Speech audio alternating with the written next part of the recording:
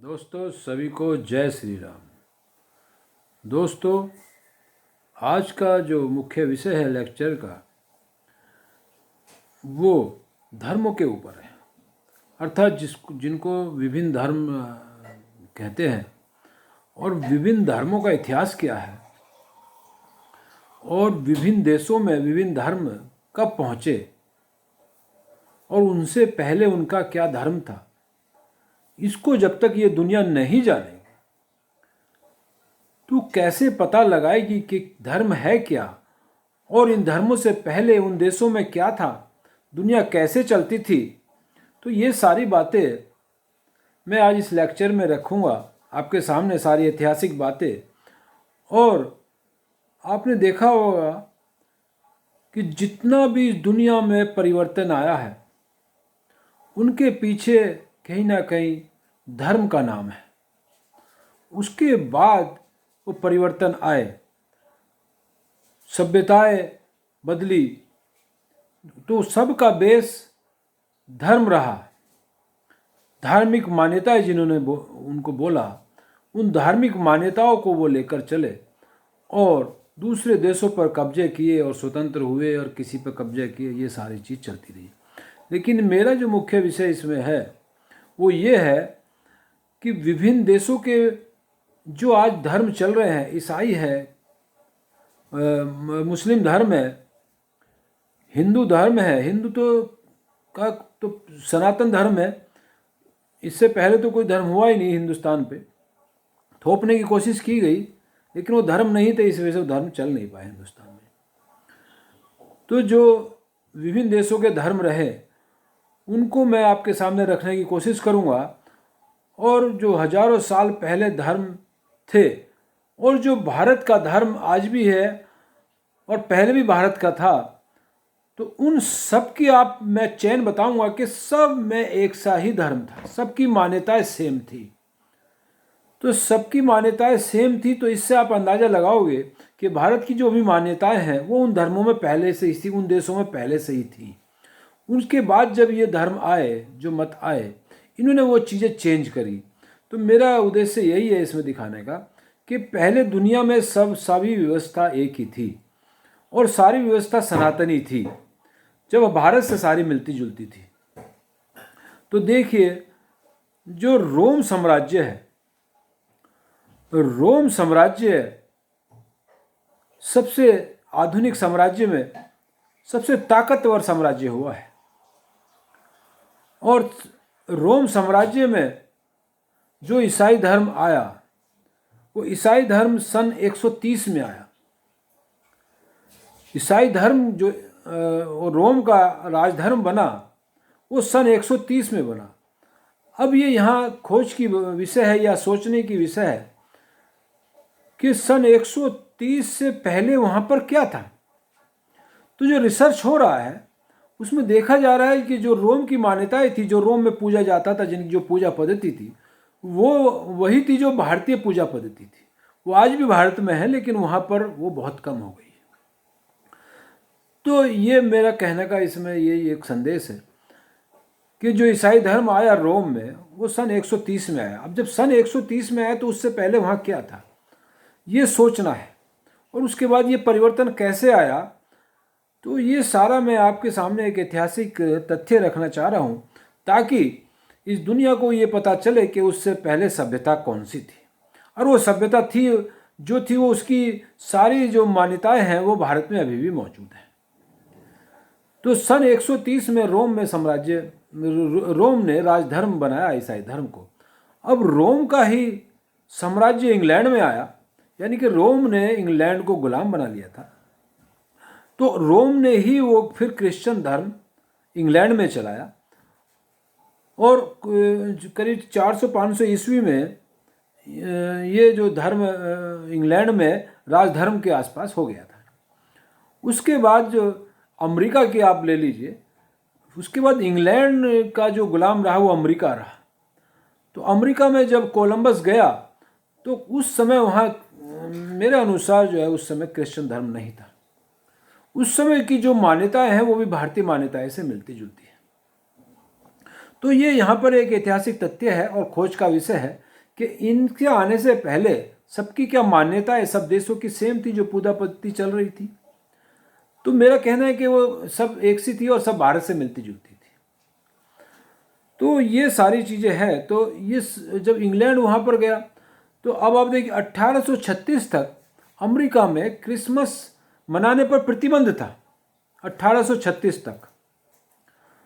तो ये ज़्यादा दिनों की बात नहीं है कि वहाँ पर, तो ये धीरे धीरे ये फिर वहाँ पर क्रिश्चियन धर्म फैला। तो उसके बाद ये सब जगह फिर फैलता चला गया। तो ऐसे ही मुस्लिम धर्म का इतिहास है कि 1500 साल पहले जिन कंट्रियों में वो था, तो उससे पहले क्या था। तो आप देखेंगे जितनी भी मान्यताएं हैं सबकी, वो सब मान्यताएं भारत से मिलती जुलती थी इन मत मतांतरों के चलने से पहले। तो ये एक ऐतिहासिक चीज़ें हैं और ये विचार करने की योग्य है कि उससे पहले जो सबकी मान्यताएं भारत से मिलती जुलती थी। तो इसका मतलब यह है कि भारत का कहीं ना कहीं प्रभाव था, क्योंकि भारत की मान्यताएं वो आज भी है और वहाँ पर बहुत कम मात्रा में रह गई हैं, लेकिन वहाँ पर फिर वो लोग इस मान्यताओं को अपना रहे हैं और रिसर्च कर रहे हैं कि उससे पहले क्या था। तो हम सबको ये देखना होगा कि जो हमारे पूर्वज थे वो किस मान्यता के थे। तो इसमें कोई देशभाव या ईर्षा भाव नहीं रखना चाहिए।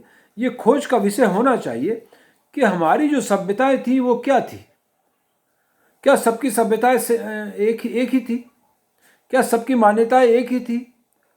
जो भारत में आज भी मौजूद हैं, वहाँ पर जो ईसाई धर्म या मुस्लिम धर्म से आने से पहले जो मान्यताएं हैं वो ज़्यादातर भारत से मिलती जुलती हैं। तो मेरा इसमें यही संदेश है कि भारत का जो सभ्यता है वो ये सिद्ध करती है जो कि सनातन सभ्यता सारी दुनिया पर थी। सनातन सभ्यता ऐसी सभ्यता जो प्राकृतिक नियम पर आधारित, प्राकृतिक न्याय पर आधारित व्यवस्था थी, और प्राकृतिक नियम पर ही आधारित व्यवस्थाएं इन मतों से आने से पहले उन सभी देशों में मिलती जुलती मिलती है। जब इतिहास पे हम दृष्टि रखते हैं या देखते हैं तो, या उनके प्रूफ को देखते हैं, तो ये सारी चीज़ें मिलती जुलती थी। तो ये खोज का विषय है और इस पर विचार करना चाहिए सब लोगों को। और अब उस समय जब हम पीछे जाते हैं तो सनातन हमारी जो व्यवस्था थी, उस सनातन व्यवस्था में हमारे जो आज जो आधुनिक चीज़ें ये डेवलप कर रहे हैं वो सारी चीज़ें थी। वो सब चीज़ आज भी इतिहास में लिखी हुई है, हमारे शास्त्रों में लिखी हुई है, सारी साइंस और ये सारी चीज़ें जो हम खोज कर रहे हैं वो ऑलरेडी लिखी हुई हैं।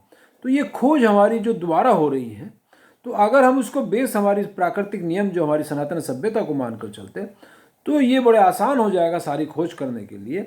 तो ये और उससे आगे हम जल्दी से ये प्रगति हम कर पाएंगे। तो मेरा इसमें यही एक संदेश है कि इन मतों से पहले कौन सी व्यवस्था थी और व्यवस्थाएं भारत से मिलती जुलती कैसे थी। तो आपके सामने मैंने ये सारा एग्जाम्पल रखा कि रोम एक सबसे बड़ा साम्राज्य हुआ और रोम के द्वारा ये सारे सब जगह जो मत चला और इंग्लैंड को रोम ने गुलाम बनाया, जो अधीन हो गया था इंग्लैंड। उसके बाद अमेरिका इंग्लैंड के अधीन हो गया। तो इस तरह से ये क्रिश्चियन धर्म फैलता चला गया। और उससे पहले क्या सभ्यताएं थी, ये हमारी खोज का विषय है। और उस खोज के विषय पर ही आप अगर जाएंगे तो जो एक हम प्रकृति के बहुत करीब जाएंगे और प्रभु के बहुत करीब जाएंगे, और जो हमारे यहाँ अंधविश्वास है उस अंधविश्वास को दूर कर पाएंगे और प्रकृति के नियम के अनुसार इस दुनिया को चला पाएंगे। और जो एक ऐसा नियम होगा जहाँ पर सारी चीज़ प्राकृतिक रूप से मनुष्य ले सकता है, और प्राकृतिक रूप से अगर कोई चीज़ व्यवस्था या प्राकृतिक नियम से कोई व्यवस्था चलती है तो वो जीवनदायिनी व्यवस्था इस आधुनिक व्यवस्था से ज़्यादा होगी। क्योंकि मनुष्य की जो एक मनुष्य जिन नियमों से चलता है वो प्रकृति के नियमों से चलता है। प्रकृति में जितनी भी चीज़ें बनी हुई है प्रकृति के नियम के अनुसार चलती है। तो सारी व्यवस्था इन मतों से पहले प्रकृति के नियम पर आधारित थी, जिससे मनुष्य बड़ी लंबी आयु को प्राप्त होते थे और एक न्याय व्यवस्था बड़ी ज़बरदस्त न्याय व्यवस्था थी। और बीमारियों की जो समस्याएं हैं वो बीमारियों की समस्याएं ऐसी नहीं थी। ये बीच का कोई काल आया है जहाँ पर बड़े बड़े युद्ध होते रहे, तो उसमें ये सारी समस्याएं बढ़ी और मत मतांतर चले, और मत मतांतरों में आपसी मतभेद इतना था कि वो युद्ध होते रहे। तो इसमें ये देखने वाली चीज़ है कि प्राकृतिक नियम पर आधारित व्यवस्थाएं थी सबसे पहले, और वो सारी भारत से मिलती जुलती थी। तो मेरा इसमें यही संदेश है कि सनातन व्यवस्था ही इस दुनिया में सबसे पहले थी। और इस प्राकृतिक नियम पर आधारित थी, वैदिक व्यवस्था थी। तो यही मेरा एक संदेश है कि इसको सोचना होगा आपको कि इनसे पहले जो ये मत चले, उससे पहले कौन सी व्यवस्था थी और वो भारत से मिलती जुलती कैसे थी। तो ये मैं आपको ये एक खोज का विषय मैं एक रख रहा हूँ, और ये मेरे पास ऐतिहासिक तथ्य भी हैं कि उनसे पहले ये कौन सी व्यवस्था थी। यहाँ तक तो ये व्यवस्था जो चल रही है, ये इनकी डेट फिक्स है कि यहाँ से ये व्यवस्थाएँ चली हैं। उससे पहले की व्यवस्था पर हमें जाना होगा, और फिर इस दुनिया का केंद्र बिंदु आपको मिलेगा, और प्रभु के नियमों पर भी आपको चर्चा करने का मौका मिलेगा कि, और प्रकृति नियमों पर चर्चा करने का मौका मिलेगा, और वैदिक व्यवस्था पर आप फिर जल्दी पहुंच सकते हैं। अगर वैदिक व्यवस्था पर पहुंचना है तो इन सारी चीज़ों पे आपको विचार करना होगा। तो सबको जय श्री राम। इसी के साथ, और ये संदेश मेरा आप समझेंगे, और ये संदेश जो है किसी की धार्मिक भावनाओं ठेस पहुंचाने के लिए नहीं है। ये संदेश एक खोज का विषय है कि इन मतों से पहले कौन सी व्यवस्था चलती थी। तो इस व्यवस्था पर अगर हम जाते हैं तो बहुत जल्द हम ईश्वर के करीब पहुंच सकते हैं, और एक प्राकृतिक नियम पर आधारित व्यवस्था को लागू कर सकते हैं, जिससे मनुष्य बहुत सारी चीज़ों से बच जाएगा, बहुत सारी बीमारियों से बच जाएगा, और एक लंबी आयु को प्राप्त हो सकता है। सभी को जय श्री राम, जय हिंद, जय भारत।